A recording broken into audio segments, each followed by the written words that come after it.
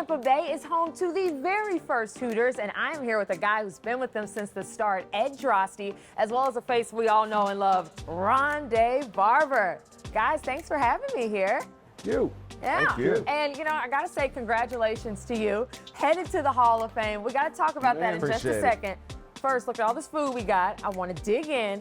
How has Hooters been able to last? This is your 40th anniversary now. You're still thriving. 6 knuckleheads from the Midwest that clueless, never run a restaurant before, felt that there needed to be an alternative to Fern bars, and we said if we could bring good food, great atmosphere, that neighborhood thing with a little bit of the beach, some Hooters girls and some chicken wings, that we might have some legs with this thing. It seems like a good plan. You checked all of that stuff off, and now you're having a lot of special events because of the anniversary, right? Yep, the 4th of every month this year, we're having the throwback days with fun in the stores and specials, 83-cent wings, and then all culminating in October 4th through the 7th with a big concert with the band Chicago coming to town for the benefit of Moffitt, breast cancer research, and Morton Plant, and it's going to be fun. Franchisees, people, celebs. Yes. Ronde, hope you'll be there. Hope you'll be there. It's going to be a good time. And it gives us something to look forward to. Speaking of a good cause, a lot of people don't know Hooters is so involved with local charities and giving back to different organizations in the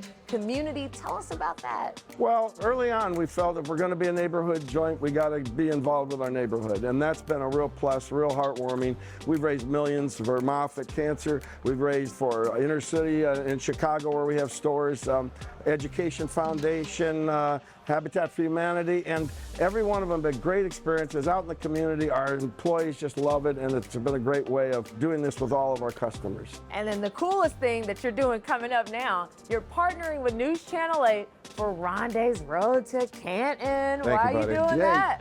We have to. We grew up with the Bucks. Even in the old, you know, Leroy Selman used to come after games and deliver sauce at the back door. Yeah, and you guys would come in after practice, after games, and you know we've been family. But then we do this Valspar thing that Ronde chairs. Our Owl's Nest has just been outstanding. We're going in with you, man. I love it. We're going in with you, Ronde. We're all looking forward to it. What are you looking forward to most about being inducted into the Hall Well, of if I Fame? can go back really quickly to something Ed said, Valspar Championship has been around since 1977 in some form or iteration. Hooters has been around with us for the last, what? Yeah, dozens plus. 12, 13 years. It's not really said because it's a party spot on our course, but the reality is they help us give so much money to charity every single year.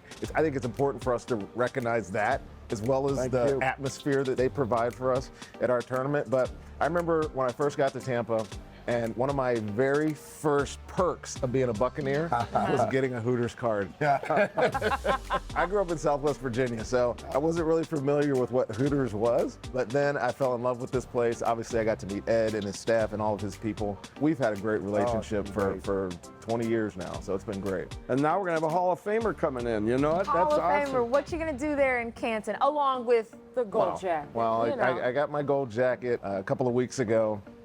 And make sure it fit. So I got my tailor to bring in the waist a little bit. It had me looking like a box. And even though I'm 48, I'm not a boxy guy.